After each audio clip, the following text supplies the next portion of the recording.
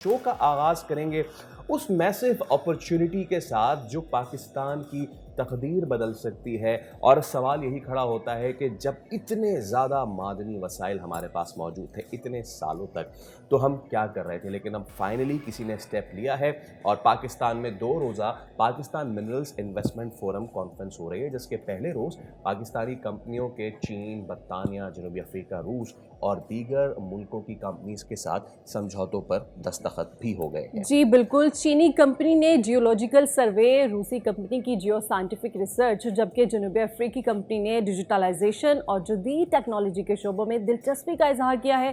पहले रोज़ दर्जनों MOUs और माहदों पर दस्तखत हो गए हैं, जबकि मादी मसाइल की जो तलाश है उसके लिए OGDCL और NRL में शराकतदारी माहदे हुए हैं। MSP और बैरेक गोल्ड ने पाकिस्तान मिनरल सिक्योरिटी शराकतदारी के माहदे पर भी दस्तखत किए हैं। इस मौके पर वज़ीर-ए-आज़म शहबाज शरीफ का कहना था कि हमारे पास खरबों डॉलर्स के ज़खायर हैं, जिन्हें निकालने से पाकिस्तान कर्ज़ों के पहाड़ से निजात हासिल कर सकता है। और साथ ही साथ पाकिस्तान के जो फ़ौज के सिपह सलार है जनरल आसिम मुनीर, उन्होंने पाकिस्तान जो मिनरल फोरम है उनसे खिताब में कहना था उनका कि मुझे पुख्ता यकीन है कि पाकिस्तान आलमी मादनी मईशत में एक रहनुमा के तौर पर उभरने के लिए तैयार है और हम बैनुल-अक़वामी इदारों को खुशामदीद कहते हैं। एब्सोल्युटली। अब इसी पे हम बात कर लेते हैं। माहिर मईशत और साबिक मुशीर वज़ारत ख़ज़ाना डॉक्टर खाकान नजीब आप हमारे साथ मौजूद है। डॉक्टर साहब, a very good morning sir, thank you so much for your time. मैं आगाज़ करूँगा आपसे गुफ्तगू का उस बड़े ही अहम नुक्ते से कि जो डिप्टी प्राइम मिनिस्टर इसाक डार ने उठाया है और उनकी जो उन्होंने जो बात की है ना, ये इस पूरे 2 रोज़ा समिट की टैग लाइन है। इसाक डार फरमाते हैं कि स्ट्रेटेजिकली पोजीशंड है Pakistan to emerge as global mining power house. कितना ज़्यादा पुरुमीद हैं आप, ना सिर्फ ये कि इस पूरे फोरम से बल्कि इस स्टेटमेंट से भी?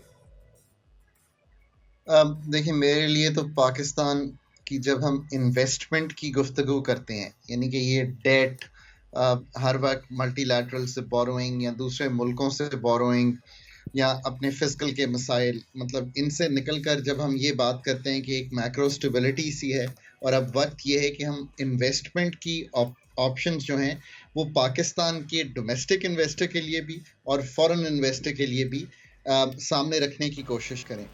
आज से कोई 2-2.5-3 साल पहले मैंने डॉन अखबार में एक आर्टिकल लिखा था और उसका टाइटल था रॉक्स एंड क्रॉप्स। मैंने हमेशा कहा है कि पाकिस्तान की जो टेथियम belt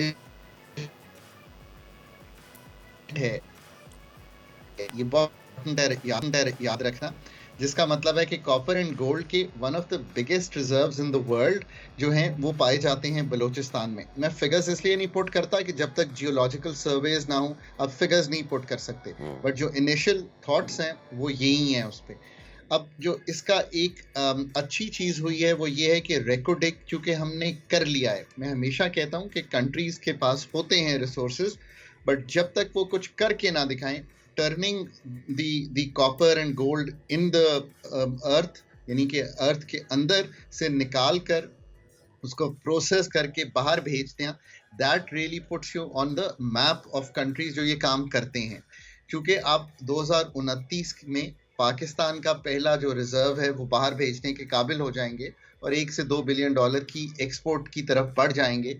so you have shown to the world that you are serious about it. आपने अपने वहाँ पे जो भी स्ट्रेटेजिकली मसले थे वो भी हल किए हैं। वहाँ पे 7-7.5 हज़ार नौकरियाँ भी क्रिएट हुई हैं। सो आई थिंक रेकोडेक में हम डिफ़िकल्टी में भी गुजरे हैं, जहाँ पे हम कोर्ट स्टेज की वजह से हमें इंटरनेशनल कोर्ट ऑफ जस्टिस में जाना। So we have overcome all that and shown to the world. For me that's very very important. Number 2, आप ये देखिए कि फिर पाकिस्तान में खेवड़ा के सॉल्ट माइंस हैं, और तीसरा सैंडेक का प्रोजेक्ट जो चाइनीज़ के साथ हम कर रहे हैं ऑलरेडी, और नंबर 4 जो हम कोल अपना निकालने की कोशिश कर रहे हैं ताकि कोल गैसिफिकेशन और बाकी चीज़ों से हम आगे बढ़ सकें, किस तरफ हम अपनी बिजली में ये यूज़ कर सकें। ये तो वो चीज़ें हैं जो हम वर्ल्ड को शोकेस करना चाहते हैं, एंड आई रियली होप कि the investors can see that this is what we have actually done. But आगे बढ़ने के लिए बलूचिस्तान में ही और बाकी जगहों पे भी जो इंटरेस्ट है वो कहाँ से है। So let's be very clear, UAE का इंटरेस्ट है, मिडिल ईस्ट का इंटरेस्ट है, सऊदी अरेबिया का, चाइना तो स्ट्रेटेजिक पार्टनर है ही है। बिल्कुल। अच्छा डॉक्टर साहब, पाकिस्तान की जो मादनियत है उसकी सनत को तरक्की देने के लिए हुकूमत की जानिब से क्या क्या इकदाम उठाए गए हैं, और ये भी बताएगा कि इनके जो इस्तेमाल में पाकिस्तान को किन चैलेंजेस का सामना है। तो देखिए, चैलेंजेस तो हमारे यहाँ जो रहे हैं वो इस तरह के रहे हैं कि एक सिक्योरिटी का चैलेंज रहा है, फिर हमें कोर्ट्स के चैलेंजेस आ जाते हैं, फिर यह है कि पाकिस्तान की मैक्रो इंस्टेबिलिटी जो है उसने इन्वेस्टर्स को दूर इसलिए रखा, जो फॉरेन इन्वेस्टर है, कि वो ये समझता है कि रीपैट्रिएशन यानी कि पैसे वापस ले जाना हार्ड करेंसी में कई दफ़ा पाकिस्तान से मुश्किल हो जाता है। मोस्टली एक इस वक्त जो मैक्रो स्टेबिलिटी है और बाकी भी जो हमने एक बलोच माहिदीन हैं, बाकी एरियाज़ के माहिदीन हैं, उनके साथ हम आगे बढ़ चुके हैं। अब बहुत से लोग ट्रेन हो रहे हैं बलूचिस्तान से, 27 लोग I think out of country गए हुए हैं। So you know we are trying to move in the right direction. फिर ये भी याद रखिए कि अगर ऐसा ना हो रहा होता तो मैंने जिस तरह कंट्रीज मेंशन किए हैं उसमें ये तो हमारे स्ट्रेटेजिक पार्टनर्स थे ही। कल आप यूएस के जो रेप हैं उनका बयान अगर सुनेंगे तो आपको अंदाज़ा होगा, ना सिर्फ वो ये कह रहे हैं इन दिस ट्रेड वॉर के वक्त कि वहाँ से पाम ऑयल की जगह जो हम उनसे ऑयल ले सकते हैं, उसके 4 शिप्स पाकिस्तान आ रहे हैं, बट जो लिथियम और जो एनर्जी ग्रीन है यानी कि ग्रीन एनर्जी के जो हमारे पास माइंस एंड मिनरल्स में चीज़ें मौजूद हैं उनको यूज़ करना चाहता है यूएस। मुझे ये एफडीआई अच्छी इसलिए लगती है कि ये एफडीआई आके ऐसा नहीं है कि कॉपर निकाल कर पाकिस्तान की दुकानों में बेच देना है। आज तक जो एफडीआई पाकिस्तान में प्रेडोमिनेंटली आती है, बिजली बनती है पाकिस्तान में ही बिक जाती है, हम उसका एक्सपोर्ट कंपोनेंट कोई नहीं निकालते क्योंकि हम आगे जाकर कोई इंडस्ट्री नहीं ले। ये प्योरली एफडीआई बेस्ड है। मैं ये लिखता भी इसलिए रहा हूँ और मैं I been trying to put this together इस वजह से कि whatever comes in your country, अब जो अक्लमंदी हमने करनी है और ऐसा ही हो रहा है। जब 1-2 अरब डॉलर की जो एक्सपोर्ट शुरू होगी हमारे रेट्रोडेक्स से, तो हम वो प्रोसेस करके भेजें ताकि 80-90% जो रेट है वो हम ले सकें कॉपर का, गोल्ड का। ये जो आपने बात की प्रोसेस करके भेजे, exactly I was reading this article in Dawn today, और वो यही बात वहाँ पे भी फोरम में भी हुई है कि सेमी फिनिश्ड और फिनिश्ड जो प्रोडक्ट हैं वो अब भेजने की ज़रूरत है। बहुत सारे सवालात हैं मेरे जहन में, लेकिन 2 सवाल मैं आपसे करूंगा।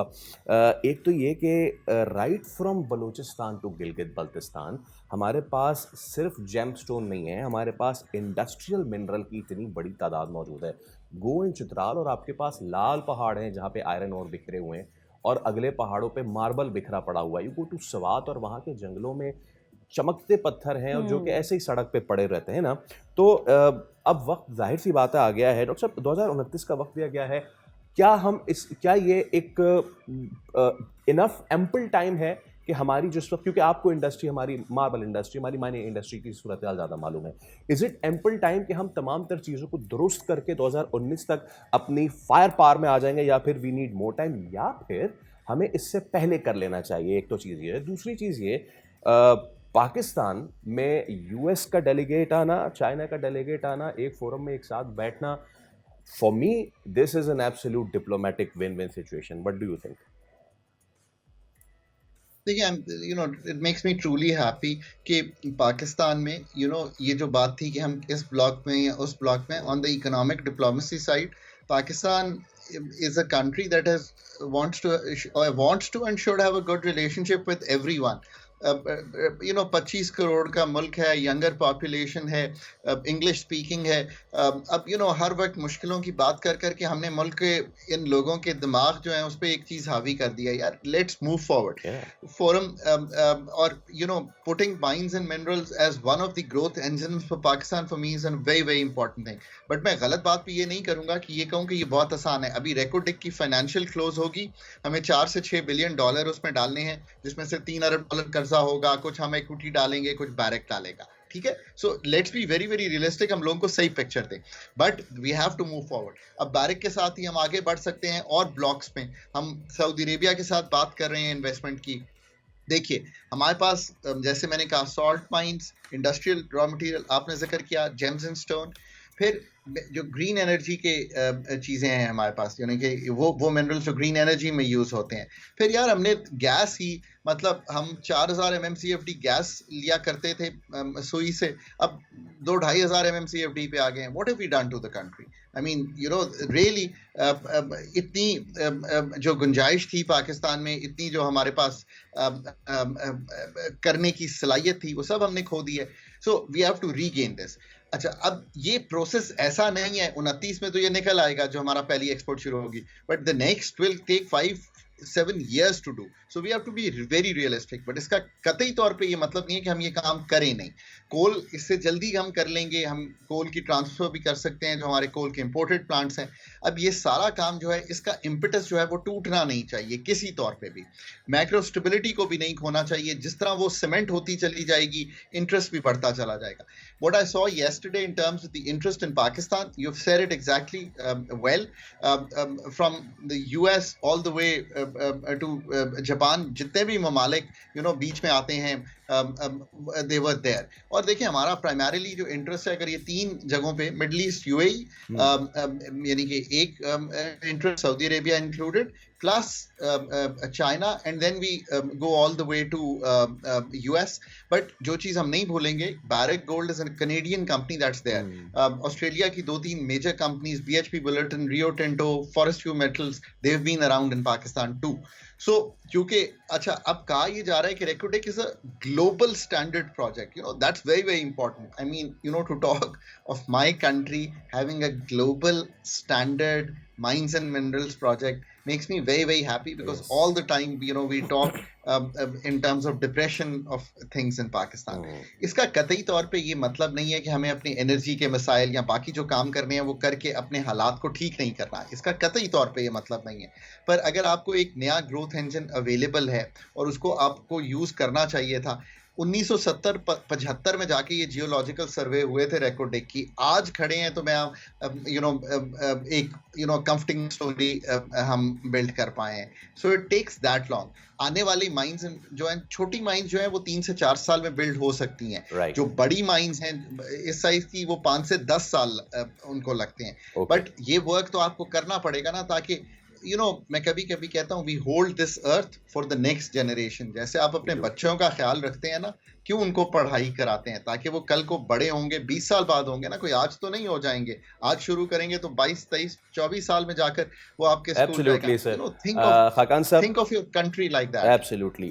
I would have loved to continue on this topic, और ये इतना वास्ट, और अभी तो माहौल गर्मा रहा था, बट वक्त की कमी है।